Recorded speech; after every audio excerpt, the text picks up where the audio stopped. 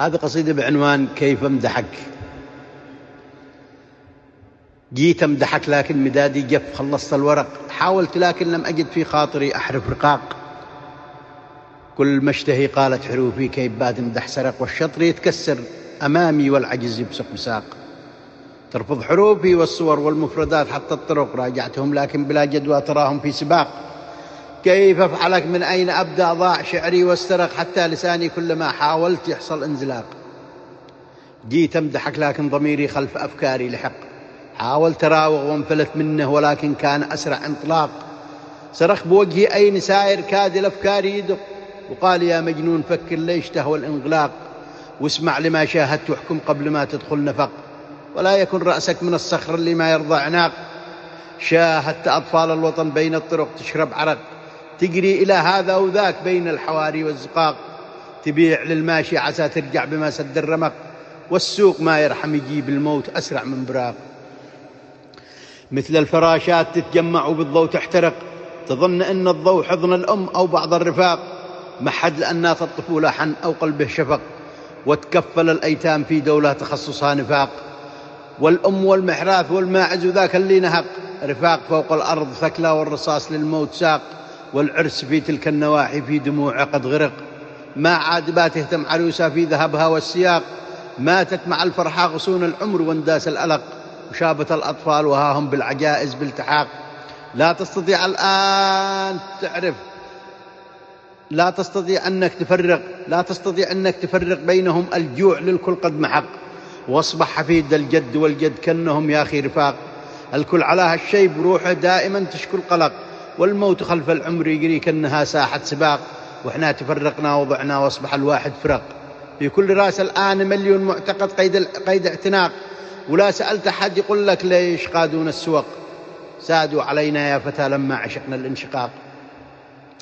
الكل يجري بعد لقمة بعد ما الوالي خرق، كل القوانين والفوضى طليقه لا وثاق. الكل مع نفسه في بيته عميل في من يثق، ساسه في سلك النجاسة أصبحوا فيها عتاق.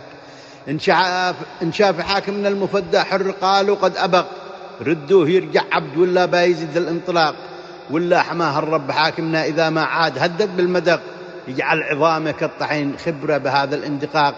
لحد يزعل كلب حاكمنا ولو عض العنق، اضحك ودعم ما يهمك كل ذاك الاندفاق. ولو قرب جنبك وحاول في ثيابك التصق، لا تنهره يا ذاك، لا تنهره يا ذاك، وحاول تلتصق به التصاق. الحرب لا قامت لأن الكلب ضايق أو زهق، حرام ما توقفه من بارودها نسحق سحاق. والحرب تحطب كل ما الغربي ظهر ولا نعق، ما تحطب إلا الجيد والمسكين يتجرع فراق. ثكلى هنا تبكي وأخرى في المآسي تشتنق، ثكلى هنا تبكي وأخرى في المآسي تشتنق. والدمع ساقت سيول غطت على كل الرواق، والحاكم الملعون لو شعب بوجهه قد بسق، إنه غرق والظلم ولا وانتهى كل النفاق. لكن شعوب ماتت من الخوف الذي للعظم شق، كيف الحياة تأتي من الميت وهل من مات فاق. يا حاكم الأوطان خاف الله واسمع من طرق، بابك في باب الله مفتوح فوق هاتيك الطباق. لو دعوة المظلوم صابت ما تداويك الخرق، من حرها كلا ولا في حد للدعوة يطاق. قال امدحه كيف امدح الظالم وانا منه حنق، كيف امدحك وانت مع اللي صورك أصبحت عاق. حاولت لكن كلما حاولت أظناني الأرق، وافكاري تتشتت وقلبي والنفس الكل ضاق. والهاجس اللي يرسل الأشعار ما يشرب مرق، عاصي على الرشوة وحرفه في الوفا ما له لحاق. ما يمدح الظالم سوى ظالم وما ينطق بحق، إلا الذي يعرف بأن الظلم بهل الظلم حاق. الثورة العرجاء أهدت كلب يشبه للوشق، ودوا معه كلبة كبيرة أعتقد كانت عساق. وارتجت الدنيا وخلف كلبهم عند الغسق، واصبح معه 5 وواحد دون ساق. قالوا صحيح الكلب عيبه كان أصلا مختلق، و4 شهود قالوا بأن الكلب قد جاء من سحاق. والآن مربوشة وحاكمنا رعاه الرب في رده لبق، وارسل إلى القاضي وعاد الحكم لكن حكم شاق. من بعدها صرنا ننام من خوفنا فوق الشقق، وازداد بين الأهل والأخوة حسد زاد الشقاق. ومن لظى نيران هذا الحقد دكلنا العلق، واصبح دماغ الشخص مما قد جرى كله معاق.